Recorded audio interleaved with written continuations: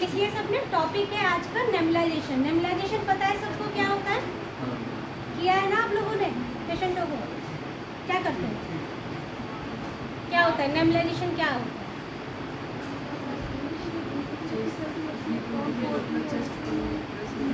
जोर से बोलो। उसके लिए देते हैं।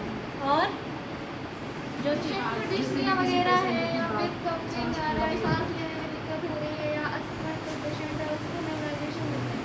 ठीक है, लंग्स को ऑलमोस्ट सबको थोड़ा थोड़ा सब कुछ पता है कि नेबुलाइजेशन क्या होता है, लेकिन नेबुलाइजेशन कैसे वर्क करता है ये पता है? काम कैसे करता है?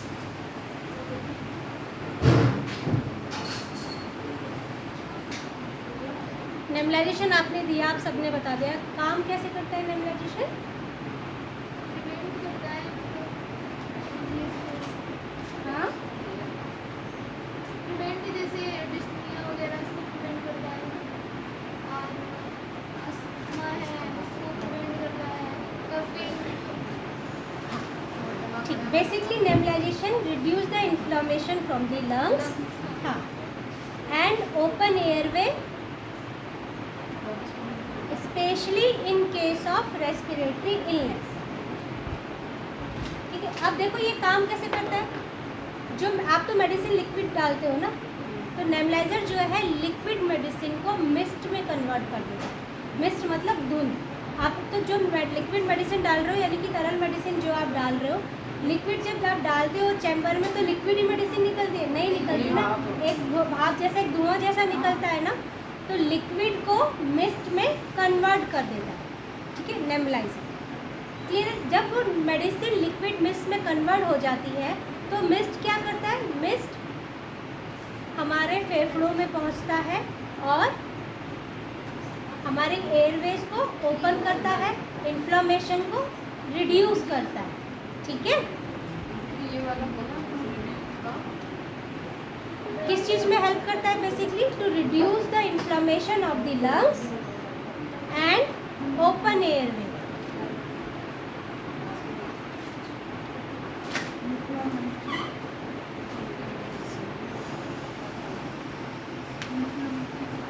टू रिड्यूस, लिख लो, to reduce inflammation in the lungs and open air, especially in the case of respiratory illness. किस केस में देते हो आप लोग? ठीक है, रेस्पिरेटरी इलनेस में देते हो ना। पेशेंट सीओपीडी के पेशेंट आते हैं, कंजक्शन के पेशेंट होते हैं आपके पास, इन सभी पेशेंटों को तो आप नेबुलाइज करते हो। ठीक है, देखो नेबुलाइजर जो है 3 तरीके के होते हैं। अभी तक आपने यही देखा है शायद। ये कौन सा है?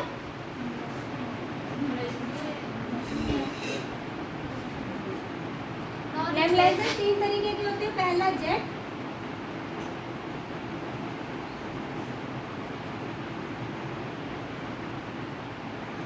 ठीक है, पहला होता है जेट, दूसरा अल्ट्रासोनिक, तीसरा मैश। ठीक है, पहला जेट, दूसरा अल्ट्रासोनिक, तीसरा मैश। आया समझ? अब देखो ये जो जेट वाला है, ठीक है, और आप जो वार्ड में कर रहे हो, जो आप यूज कर रहे हो, ये क्या है? Air compression. ठीक है, जब हम वेंटिलेटर वाले पेशेंट को आप लोग नेबुलाइज करते हो ना, किस चीज़ से करते हो? देखा है आपने, कुछ ऐसा एंगल का बना होता है,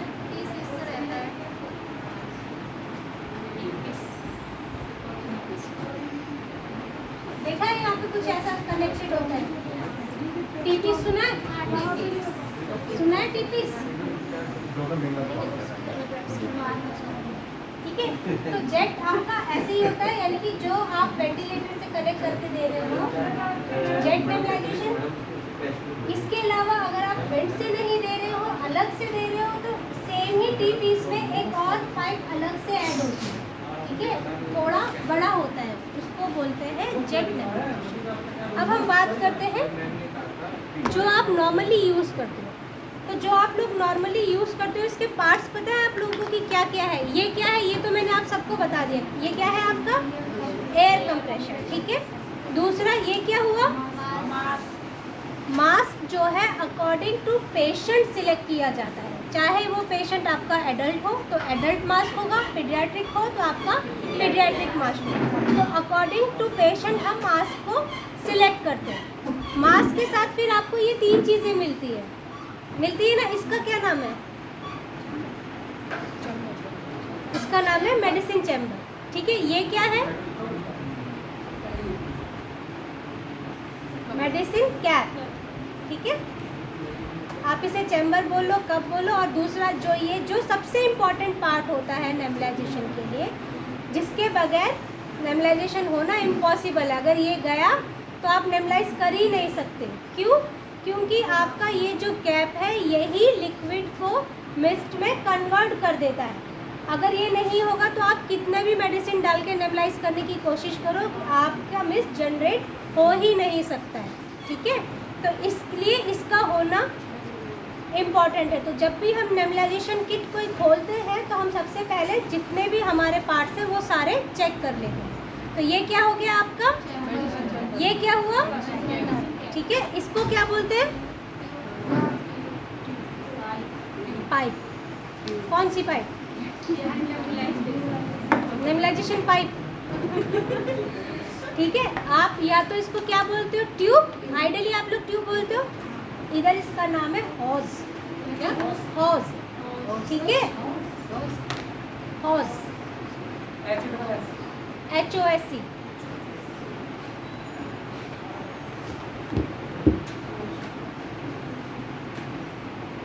ठीक है। तो ये क्या हुआ? ऐसे ही आपका ये तो आपका मास्क है। आइडियली आप लोग मास्क से दे रहे हो, लेकिन इसी में आपका एक टी पीस भी आता है, ठीक है। टी पीस देखा है? ऐसे ही एक आपका आता है mouth piece.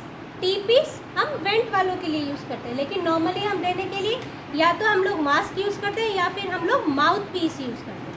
Clear? Mouth piece एक वाइट कलर का होता है, आगे से वाइट, पीछे से। देखा है सबने? ठीक है। तो ये क्या हुआ? मास्क। लिखना है तो दोबारा से लिख लो। ये आपका एयर कंप्रेशर है, ठीक। Mask according to patient, medicine chamber, ठीक है। और उसके सेंटर में क्या है? मेडिसिन कैप, ठीक है। इसको हम बोलते हैं मास्क। अगर ये नहीं है तो इसका ऑल्टरनेट आता है माउथ पीस, ठीक है। याद रहेगा। एक और आता है, किट में ही निकलता है, इधर या तो माउथ पीस निकलेगा या फिर आप मास्क से दे रहे, ठीक। ये तो थे पार्ट्स, नेबुलाइजेशन के पार्ट्स के नाम। अब आपको नेबुलाइजेशन देना कैसे, ये लिख लिया आप सब लोगों ने? एक बार ये सब बता दो, दिखा दो ना। नेबुलाइजेशन क्या होता है ये आपको पता चला? क्या होता है? अभी मैंने आपको बताया था क्या करता है नेबुलाइजेशन। बेसिकली लिक्विड को मिस्ट में कन्वर्ट कर देता है। मिस्ट क्या करती है? मिस्ट डीप गहरी सांस लेने से हमारे लंग्स तक जाती है। लंग्स में जाके क्या करेगी? रिड्यूस द इन्फ्लेमेशन, आपके एयरवे को ओपन करेगी। और ठीक है, तो अभी समझ में आपकी कि नेबुलाइजर क्या काम करता है, कैसे काम करता है। मोस्टली क्या होता है कि जब आप कभी भी ध्यान देना तो जो कैप, जब तक आपका जो लिक्विड है वो मिस्ट में कन्वर्ट नहीं होगा, नेबुलाइजेशन जा ही नहीं पाएगा, ठीक है। तो ये चीज़ जो होती है ये इम्पॉर्टेंट चीज़ होती है, ध्यान देने वाली, ठीक। हेल्प, नेबुलाइजेशन कैसे हेल्प करता है, किन पेशेंटों को हेल्प करता है, ये भी आप लोगों ने लिख ही लिया। अब देखो हमारे पास एक, हम लोग प्रोसीजर करते हैं ना, नेबुलाइजेशन भी एक प्रोसीजर में ही काउंट होता है। तो नेबुलाइजेशन किया कैसे जाता है, ठीक है। इसे लिखना है तो आप लोग लिख लो। लिखना नहीं है, ये आप लोग बताओ, आप लोग कैसे नेबुलाइज करते हो पेशेंट को, क्या करते हो? अगर डॉक्टर ने आपको एडवाइस किया है कि पेशेंट को नेबुलाइज करना है तो क्या करोगे? सबसे पहले हम पेशेंट को बताएंगे कि हम आपको नेबुलाइज कर रहे हैं, ठीक है। उसको बिठा के, अगर बेड रिटर्न पेशेंट या बैठ नहीं सकता तो उसे फॉरवर्ड पोजीशन देते हैं और फिर मशीन ला के उसमें कनेक्ट करते हैं। ये उसके बाद दवाई डालते हैं, फिर पेशेंट को पहना स्टार्ट। ठीक है, ये था जो आप लोग अभी तक रूटीन में कर रहे हैं। लेकिन आइडियली क्या होता है, जब भी मैं बार बार बता रही हूँ आपको, कोई भी प्रोसीजर, कोई भी XYZ प्रोसीजर करने से पहले पेशेंट और पेशेंट के रिलेटिव्स को इन्फॉर्म करना ज़रूरी होता है। आप पेशेंट को इन्फॉर्म करेंगे, ठीक है। ऐसा नहीं होता है कि आप गए, हाँ बाबा जी ये मास्क लगा लो, बस मशीन ऑन की और चले आए। लेने के इंस्ट्रक्शन भी होते हैं और ख़त्म होने के बाद भी कुछ प्रोटोकॉल होता है जो फॉलो करना हो, ठीक है। तो आप लिख लो इसको।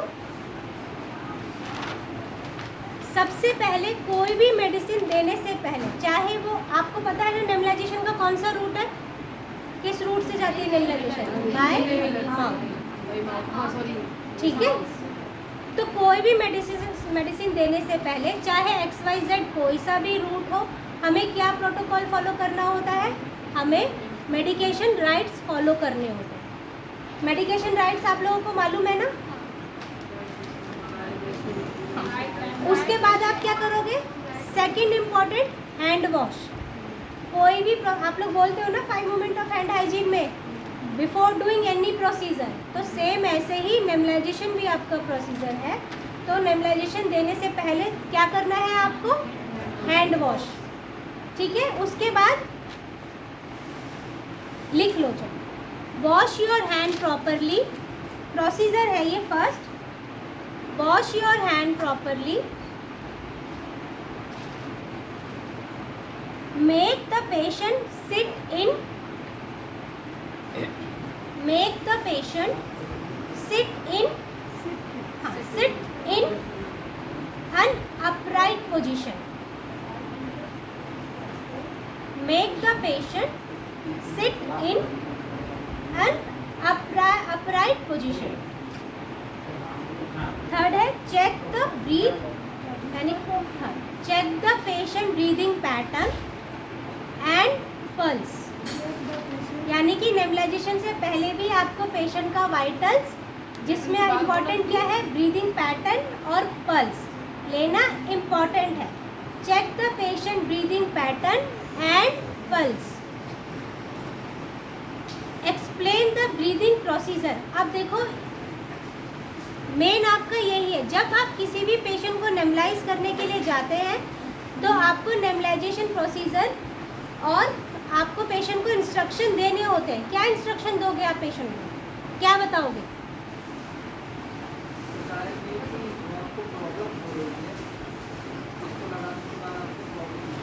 सबसे पहले आप पेशेंट को एक्सप्लेन करोगे कि उसको सांस कैसे लेनी है।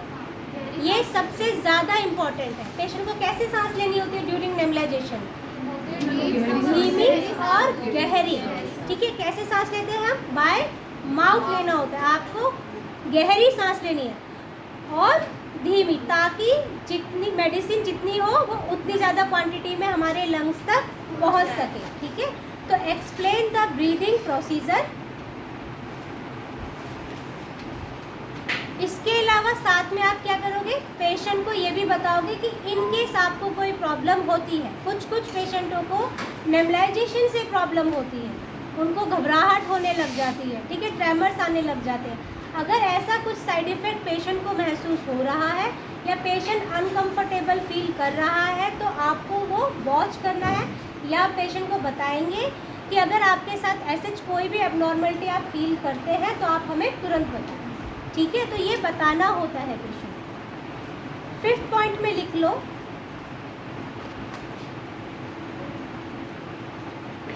कनेक्ट द होस। होस मैंने आपको बताया ना, होस क्या है? ये आपको एयर कंप्रेशर से कनेक्ट करना है, ठीक है। तो connect the hose with air compressor, जिसे आप नेबुलाइजर मशीन भी बोलते हो, ठीक है। Then fill the medicine into medicine cup. Then fill the medicine into medicine cup. आप मेडिसिन कप में डालेंगे। अब देखो यहाँ पे भी है, आप जो भी मेडिसिन इसमें डाल रहे हैं, ठीक है, वो कैसी होनी चाहिए? वो डॉक्टर की एडवाइस की हुई होनी चाहिए। डॉक्टर के प्रिस्क्रिप्शन के अकॉर्डिंग ही आप इसमें मेडिसिन डालेंगे, और मेडिसिन हमेशा इन फ्रंट ऑफ पेशेंट या उनके अटेंडेंट के सामने ही डाली जाती है। आप नर्सिंग काउंटर से ही प्री लोड करके नहीं लेके जा सकते, ठीक है। तो आप इन फ्रंट ऑफ पेशेंट या फिर पेशेंट के रिलेटिव के सामने मेडिसिन डालेंगे, क्लियर है। तो fill the medicine into medicine cup. Medicine cup आपको पता चल गया, ठीक है। कनेक्ट द होज, यानी कि जो उसका एंड पॉइंट है, connect the hose into medicine cup. देखो ये है इसका कनेक्ट, यहाँ पे कनेक्ट करना होता है। तो पहला जो ये तो होज, इसका फर्स्ट कहाँ था, आपने नेबुलाइजेशन मशीन में कनेक्ट किया। सेकंड कहाँ कनेक्ट करना है आपको, मेडिसिन कप में, ठीक है। इसके बाद प्ले, हाँ नाउ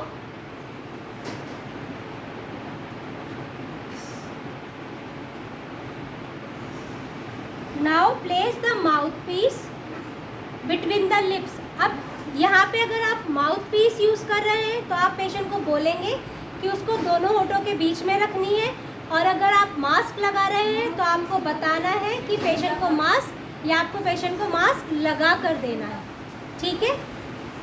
ऑलमोस्ट 10 to 15 मिनट का प्रोसीजर होता है पूरा नेबुलाइजेशन, ठीक है। 10 to 15 मिनट्स के अंदर आपकी सारी मेडिसिन जो है ख़त्म हो चुकी होती है, क्लियर है। यहाँ तक समझ में आया कि नेबुलाइजेशन का प्रोसीजर क्या है, आपने पेशेंट को एक्सप्लेन किया, और आपने ब्रीदिंग प्रोसीजर बताया, आपने पेशेंट को साइड इफ़ेक्ट्स बताए, और क्या किया, आपने कनेक्ट किया, मेडिसिन दी। अब सब मेडिसिन ख़त्म हो गई, नेबुलाइजेशन का प्रोसीजर कंप्लीट हो गया। अब क्या करेंगे आप, जाहिर सी बात है निकालना है। निकालने के बाद क्या करोगे, अगर बेड रिडन है या पैरालाइज्ड है तो उनका क्लीन करेंगे माउथ। गुड। उसके बाद इसका क्या करना है, पेशेंट का तो आप लोग सब करोगे, अच्छे से केयर करोगे कि नेबुलाइजेशन के बाद ये, लेकिन इसका क्या करना है जिसको दोबारा यूज़ करोगे, इसको रीयूज़ कर सकते हैं, कर सकते हैं, कैसे, जब एक पेशेंट का तो कर ही सकते वेरी हैं ना। गुड। ये सिर्फ सिंगल पेशेंट पे ही यूज़ होता है, ठीक है। अगर पेशेंट का अपना ओन है, हमें एक पेशेंट पे एक ही यूज़ करना होता है, तो आप इसे उसी सेम पेशेंट के लिए रीयूज़ कर सकते हैं। एक पेशेंट का दूसरे पेशेंट को नहीं यूज़ करना, ठीक है। अब ये ख़त्म हो गया, अब आप इसको क्लीन करेंगे। क्लीन का प्रोसीजर क्या है, कैसे क्लीन करते हैं, rinse with Luke warm water या फिर वार्म वाटर। इसको आपको गर्म पानी से धोना होता है। अगर आप गर्म पानी से, आप लोग कैसे धोते हैं, यहीं से ही पानी डालते हैं, ठीक है, ऐसे ऐसे झाड़ते हैं और हो गया। ऐसे नहीं करना, आपको जितना है आपको वापस से खोल, आपने लगाने के टाइम में सारे पार्ट्स कनेक्ट किए थे, तो ऐसे ही धोने के टाइम पे भी आपको सारे पार्ट डिसकनेक्ट करने हैं। आप ल्यूक वार्म या वार्म वाटर से वॉश करेंगे। क्यों ज़रूरी है वॉश करना, क्यों ज़रूरी है, बिकॉज कि उसमें क्या होगा, जितने भी बैक्टीरिया हैं, अगर आप क्लीन नहीं करोगे तो यहाँ पे बना लेंगे अपना घर। दोबारा देने जाओगे तो एक से ठीक करोगे, वो दूसरा बीमार ले लेगा अपने आप को, है ना। तो इसीलिए इसमें बैक्टीरिया ग्रोथ कर जाते हैं। तो दूसरी बार पेशेंट को यूज़ करने के लिए आपको इसे क्लीन करना मस्ट है। क्लीन करेंगे, ड्राई करेंगे, उसके बाद रीयूज़ कर सकते हैं। अच्छा, अगर मान लो गैप है, पेशेंट को 6 आवर ली है, 4 आवर ली है, 2 आवर ली है, 12th आवर ली है, अकॉर्डिंग टू डॉक्टर एडवाइस आप कर रहे हैं ना, आपने क्लीन करके रखा, अच्छे से रखा, लेकिन जब मुझे दोबारा यूज़ करना है तो मैं दोबारा धोऊंगी क्या, नहीं, ऐसे ही उठा के लगा दूंगी। कवर करके रखते हैं ना, बताओ दोबारा क्लीन करोगे क्या, देने से पहले आप फिर क्लीन करोगे इसे, ठीक है, क्लीन करना होता है, ठीक है। दीदी सेम जैसे गर्म पानी से पहले करते हैं क्लीन करके आप लगा सकते हो, क्योंकि आपको इसे पैक करके रखना है, बट दोबारा देने से पहले आपको फिर से क्लीन करना, आप डायरेक्टली अप्लाई नहीं कर सकते, ठीक है। अब देखो नेबुलाइजेशन के अगर इफ़ेक्ट है तो साइड इफ़ेक्ट्स भी होते हैं, ठीक है, क्या क्या साइड इफ़ेक्ट्स आपने पेशेंट को बताया कि क्या क्या साइड इफ़ेक्ट्स हो सकते हैं नेबुलाइजेशन के? सबसे ज़्यादा आपने देखा ट्रेमर्स, मोस्टली जो वल्नरेबल पेशेंट होते हैं या अबाउट ओल्ड एज के पेशेंट होते हैं, जब वो नेबुलाइजेशन ले लेते हैं तो हम लोग नोटिस करते हैं ना उनके हाथ ऐसे ऐसे कांपते हैं, ठीक है, ट्रेमर्स आते हैं और वॉमिटिंग होती है, पैल्पिटेशन होता है, टैकीकार्डिया हो जाता है पेशेंट को और हेडेक भी होता है। तो कॉमन साइड इफ़ेक्ट क्या है नेबुलाइजेशन के? वॉमिटिंग, हेडेक, टैकीकार्डिया, ट्रेमर्स, ठीक है।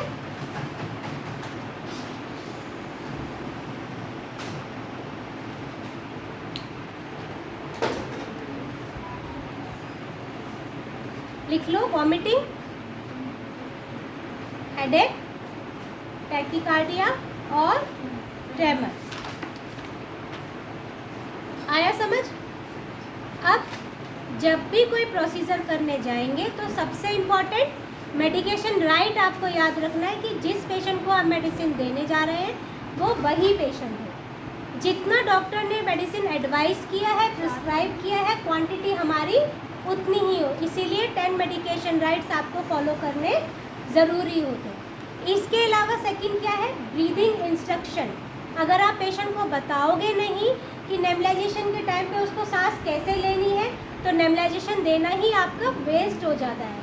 कुछ पेशेंट मुंह बंद करके ही रखते हैं, नाक से सांस लेते हैं, ठीक है। कुछ पेशेंट मास्क को यहाँ चढ़ा लेंगे थोड़ी देर में, कहाँ जाता है? मास्क होता है बालों में नेबुलाइजेशन लग रहा होता है पेशेंट, ठीक है। कुछ कहाँ ले जाते हैं? गले में ले जा, हार्डली 2 या 3 मिनट के बाद सेकंड बाद नेबुलाइजेशन कहाँ आ जाएगा? गले में आ जाएगा। तो ये सब चीज़ें आप लोगों को ध्यान देनी है कि पेशेंट ऐसा ना करे और आपको पेशेंटों को बताना भी होगा। नेबुलाइजेशन का प्रोसीजर समझ में आया? तो करने से पहले हाथ धोना आपका ज़रूरी है। कोई भी प्रोसीजर करने से पहले और प्रोसीजर करने के बाद आप अपने हाथों को ज़रूर धोएंगे। क्लियर है?